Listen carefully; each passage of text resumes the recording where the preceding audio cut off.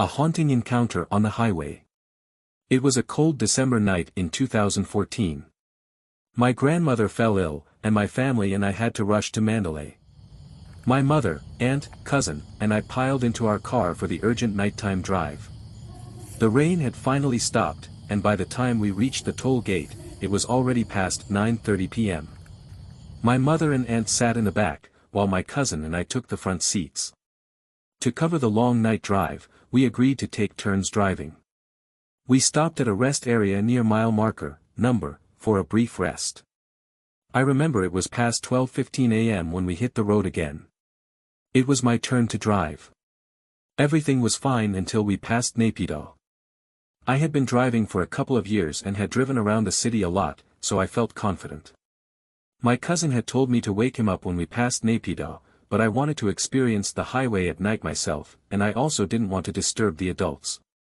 As we left the Naypyidaw bypass, it was already past 2:30 a.m. It was a moonless night, and the road was pitch dark. The only light came from our car headlights. Everyone else was asleep, and I was alone. As I drove, I passed a familiar mile marker that I had read about many times.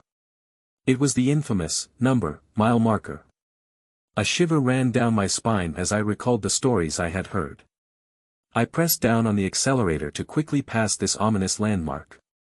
Suddenly, I saw a figure standing in the middle of the road, a woman. The car lights illuminated her face clearly, a calm, expressionless face with wide, staring eyes. For a split second, time seemed to stand still. I hesitated, unsure of what to do. Should I stop? Or keep going? Before I could react, my cousin yelled, "Hey," and grabbed the steering wheel.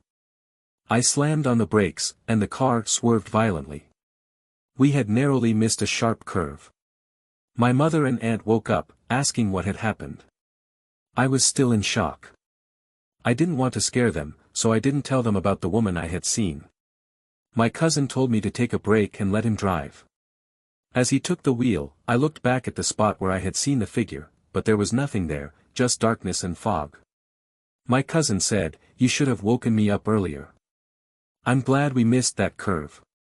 He turned on a religious chant to calm me down and drove the rest of the way to Mandalay. I still wonder if what I saw was real or just a figment of my imagination. Was it a ghost or a trick of the light? I've never been able to explain it, but since that night, I've always been cautious when driving alone at night. Whenever I pass that stretch of highway, I think of the woman with the eerie eyes and the close call we had. Sometimes, when I'm lying in bed with the lights off, I imagine her staring at me with those wide, empty eyes.